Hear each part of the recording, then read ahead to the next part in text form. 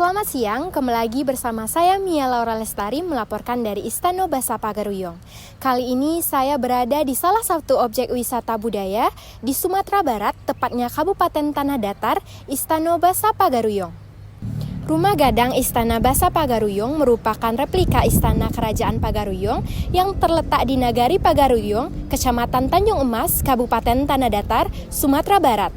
Istana ini berjarak lebih kurang 5 km dari kota Batu Sangkar. Kerajaan Pagaruyung adalah sebuah istana megah yang terletak di Nagari Pagaruyung, Kecamatan Tanjung Emas, Batu Sangkar, Kabupaten Tanah Datar. Istana ini bernama resmi Istana Basa Pagaruyung yang berarti Istana Besar Kerajaan Pagaruyung. Istana Basa Pagaruyung merupakan salah satu destinasi wisata budaya yang ada di Kabupaten Tanah Datar.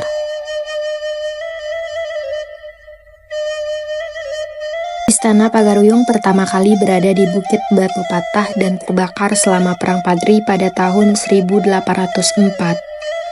Sebuah istana baru sempat dibangun, tetapi juga terbakar pada tahun 1966. Istana baru dibangun lagi pada tahun 1976. Meski demikian, gagasan pembangunan kembali Istana Pagaruyung sudah dicetuskan pada tahun 1968 oleh Gubernur Sumatera Barat, Harun Zain. Harun Zain merasa diperlukannya warisan yang bisa mempersatukan orang Minang setelah peristiwa pemerintahan revolusioner Republik Indonesia atau PRRI. Pada tanggal 1 November 1975, disepakatilah sebuah perjanjian pendirian bangunan replika Istana Pagaruyung.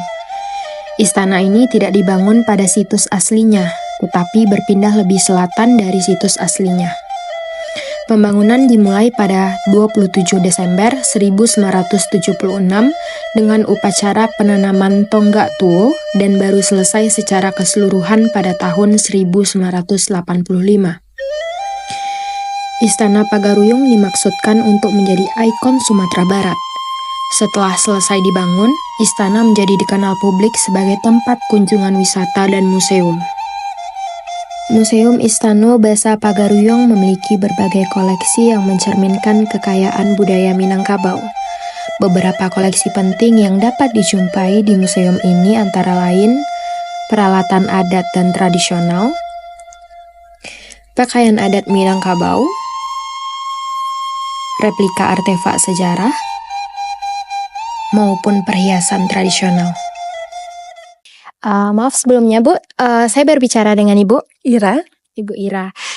Jadi di sini saya bertanya terkait dengan bagaimana sih sejarah berdirinya Istana Basa Pagaruyung ini. Oke, jadi Istana Basa Pagaruyung ini dulunya adalah kerajaan, namanya Kerajaan Pagaruyung, dan lokasi aslinya sebenarnya bukan di sini.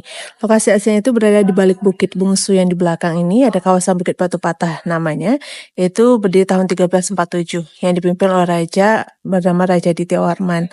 Nah, kemudian karena terjadi peperangan, Perang Padri pada kurun waktu abad 18, nah jadi saat itu pertama kali istana ini terbakar tahun 1804. Dan oleh pemerintah daerah kita dibangunlah replika pertama, dipindahkan lokasinya ke sini untuk kemudahan transportasi, itu tahun 1976.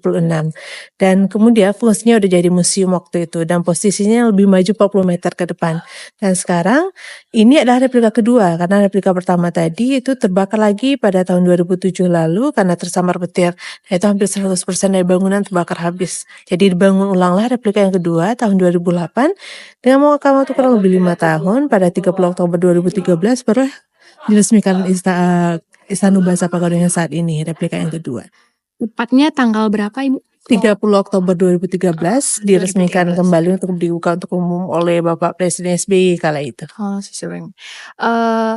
Apa aja sih Bu isi-isi atau barang-barang yang ada di Istana Basa Pagaruyung ini? Nah, jadi kalau untuk bangunan ini sebenarnya ada bangunan utama dan beberapa bangunan penunjang. Kalau di bangunan utama ini ada 3 lantai. Sekarang kita berada di lantai 1. Di lantai 1 ada 9 ruangan, yang mana ruang-ruangan itu nanti juga punya fungsi yang beda-beda juga. Ada ruangan raja yang disebut Ancor Raja Babandiang di pojok paling kanan yang warna hitam.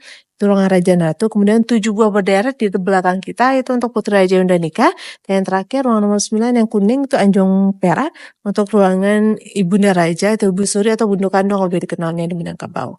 Nah, kalau di lantai 2 itu namanya Anjong Paranginan, yaitu ada 5 ruangan sebenarnya, cuma sekarang yang diberi contoh 1 aja lebih luas, itu untuk ruangan bagi Putri Raja yang belum menikah. Dan di lantai 3 ada Maliga untuk tempat menyimpan harta pusaka Raja.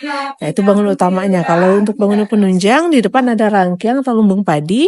Nanti di belakang singgasana, di lantai 1 ini ada jembatan penghubung menuju dapur.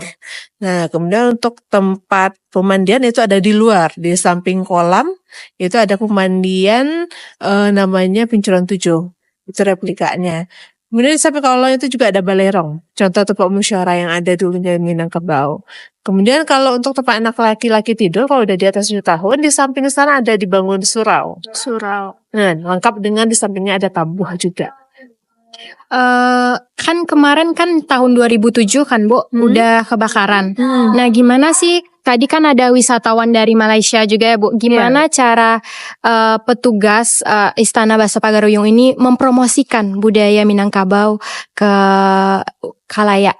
Nah, biasanya kalau untuk ke khalayak ramai, sekarang kan orang lebih zaman pakai sosial media ya. Jadi kalau di kami yang bekerja sebagai pemandu wisata di sini kami memberikan informasi-informasi terkait istana ini melalui akun Instagram. Karena kalau di kalangan pemuda itu muda-mudi lebih banyak pakai Instagram gitu kan. Terus akun Facebook juga ada gitu yang dikelola oleh secara unofficial oleh pemandu wisata istana. Kalau yang dari Dinas Pariwisatanya pun juga ada Instagram dan websitenya. Gitu. Mungkin itu saja perbincangan kita pada sore hari ini Bu. Terima kasih banyak atas waktu yang diluangkannya. Sama-sama. Salah satu daya tarik utama Istana Bahasa Pagaruyung adalah arsitekturnya yang megah dan unik. Bangunan ini dibangun dengan gaya arsitektur tradisional Minangkabau yang disebut rumah gadang. Ciri khas dari rumah gadang adalah atapnya yang melengkung dan menjulang tinggi yang menyerupai tanduk kerbau, melambangkan kekuatan dan keberanian. Istana Bahasa Pagaruyung juga dihiasi dengan ukiran-ukiran indah yang mengandung makna filosofi dan simbol-simbol budaya Minangkabau. Di dalam istana, pengunjung akan menemukan berbagai benda pusaka yang menyimpan nilai sejarah tinggi, seperti alat musik tradisional, perhiasan, serta atribut kerajaan yang digunakan pada masa lalu.